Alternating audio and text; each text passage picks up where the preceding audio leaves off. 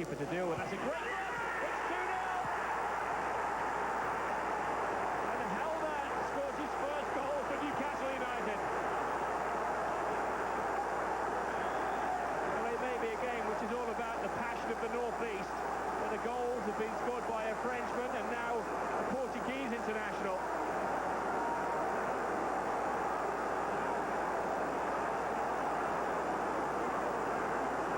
To make a name for yourself. Rodriguez Helder, signed from Deportivo La Coruña, came flying in.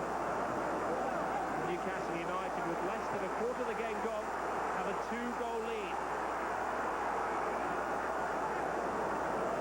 Ferguson causing mayhem with height and their aerial options, but the goals have come from unusual sources. But now to chance for Phillips! Sunderland are back for the goal. Kevin Phillips scores his 21st goal of the season.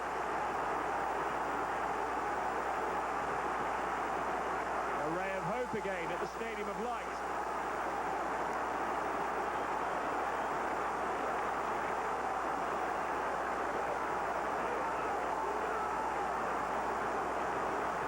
Well, it was a big man, little man combination. Quinn and Phillips can work that routine with their eyes closed.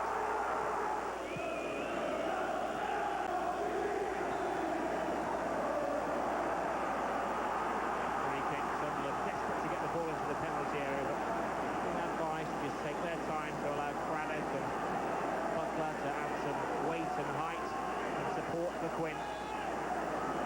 Virtually everybody is back in the area, either attacking or defending. Squeezed in, and then Phillips! He scored his second!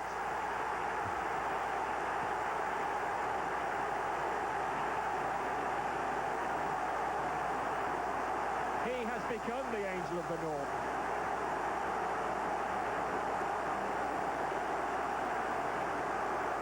There's a pitch invasion, a friendly pitch invasion, and somewhere in there is the man in the red and white striped shirt that matters.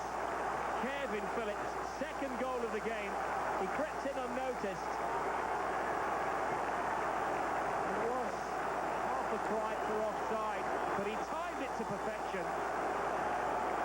And a goal which looked to be simple, but for the Sunderland fans was sensational. He came in from behind the defender. I think that replay of the ball. Getting away from McPhail, and Wilcox ending up on the deck. Here's Harman. It's in! Well, it was very spectacular for Liverpool.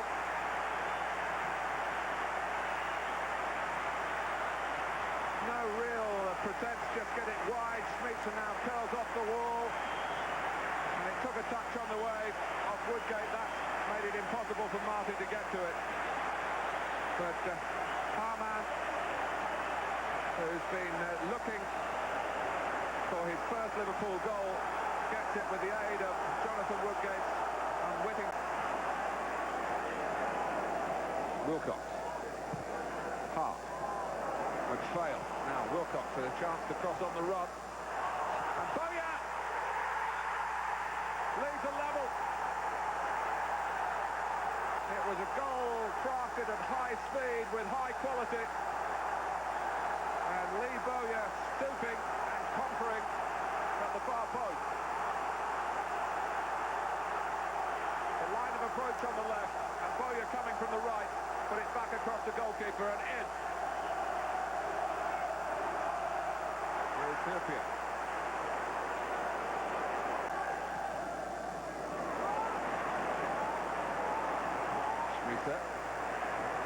Berger. Oh, what a fantastic goal!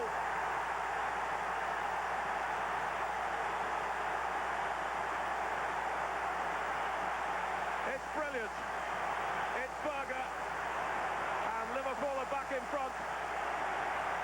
From long range again, they rock Leeds United.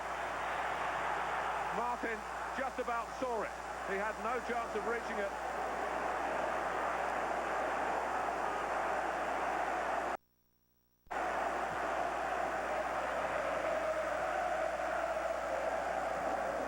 Murphy. Oh, my goodness! It's Liverpool at the long range today. Danny Murphy repays the faith that the club have just shown in him by handing him a new contract, and they're rocketing past Nigel Martin. No Fowler, no Owen, but Harman and Berger and Murphy from outside the penalty area. Liverpool have the points. The 3 goals from outside of the penalty area, that's quite... Back on the touchline in charge of a team, Glenn Hoddle's footballing reincarnation has been described as the return of the saint. And like all good dramas, it had tension, as well as a villain of the piece in Gary Charles, who apart from that also unwittingly provided a real twist in the plot, giving Hoddle the happy ending that was demanded by the script. Now, any story, of course, needs a hero, and down at the Dell, there's little doubt that Hoddle fits the bill. The fans more than happy with their new messiah. But what does the media make of it all? Whatever he thinks about me, I welcome him back. I think that football's better for him back. I hope it's a success. He should keep Southampton up with the players that he's got here. Whether he changes as a person is the big question mark, but I wouldn't think he cares about that one little bit. If he gets the results right, suddenly everything that went on in the past and the spiritualism, whatever you want to throw at him, will be forgotten because he's a manager who gets results. At the end of the day, Nick, whatever people say about him, whatever mistakes he made as England coach towards the end of his career, he's a fantastic coach. And that's what Southampton need to get them out of trouble at the bottom of the table. Well, Hoddle's day had begun with a tortuous procession through the car park, right as cramp looked a real possibility at one stage. On the pitch, Matt Oakley was the first to try and impress the new boss. Then Francis Benali with a header which Paolo one-shot cleared off the line. The Saints continued to dominate. Louis Boa-Morte was only denied by Craig Forrest's great save. And then another brave stop right on the line, while Joe Tessem also came close to that all-important first goal. It was just like old times. Up in the stand, Hoddle was on the line to his trusty right-hand man, John Gorman. Yes, these two really are a team, and they've been through a lot together. Second half, and the Saints marched into an early lead. Marian Pajar's firing in his first goal since October. That was the breakthrough everyone had been waiting for. The little Latvian's 8th goal of the season, and he was suitably grateful for it. But West Ham then forgot their lines as John Moncur and Steve Lomas set up Frank Lampard for a neat equaliser. The Hammers, not content to be the fall guys, they clearly wanted a piece of the main action. But just 5 minutes from the end, Tessem's cross was turned into his own net by Charles. Not a good day for him, but as you know, where there are saints, there's invariably a sinner. And for Southampton, a third consecutive home win. How do you... Branko Strupa! Good save by Cernicek. First decent-sided goal that Derby have had. Corner taken short, this is Hinchcliffe. And De Builder! Sheffield Wednesday lead. They've been the better side in the opening stages, and they deserve to be ahead. Gilles De Builder getting on the end of a corner which Derby weren't ready for. And Sheffield Wednesday lead 1-0 with De Builder's first goal in 10 games.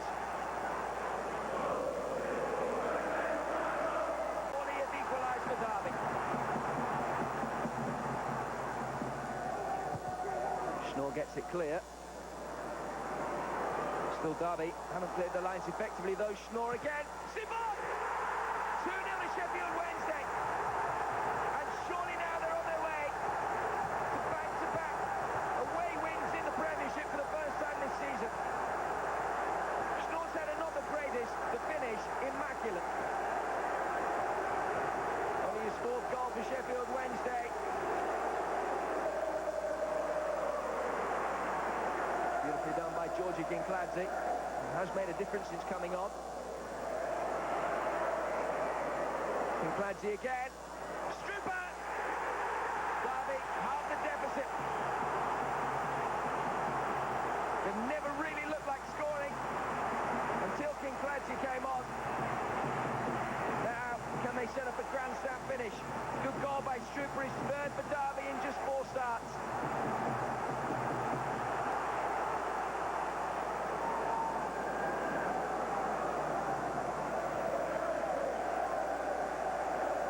defensive on. And now Simon Donnelly with a chance to seal the win for Sheffield Wednesday.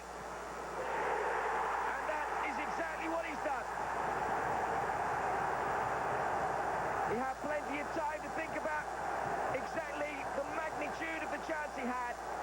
He took it with great aplomb. And Wednesday have surely won a vital match for themselves. Johnson. Now Dean Sturridge. He's done well to get to the byline and pulls it back for Struper.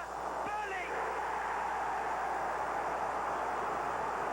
Again they halve the deficit, but surely it's no more than consolation in injury time. Craig Burley doing well after Nolan's initial block from Struper's header. Craig Burley fires it home to make it 2-3.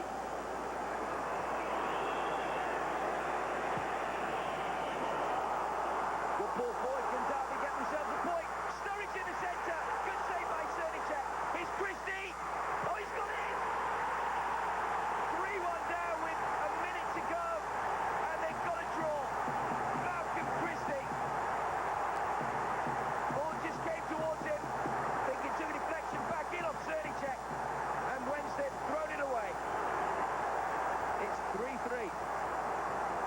What we will take out of that game is that we know if we can reproduce that again, we certainly won't make the same mistake twice, you know, but we've got to make sure we take the really, really positive things out of the game. And let's be honest, I mean, for 98% of that game, we were superb. Pleased with a point, but before the game we were looking for 3 points, you know, we wouldn't even have considered a point before the game, but at half-time and after going 2-0 down, you know, we've got to be delighted with that. For a little touch from David Beckham. Not bad, eh? Gary Neville goes for a long one towards Cole. And here is Cole. Oh, he's done superbly! Oh! Sheer quality from Andy Cole. Andy Cole with a delightful chip.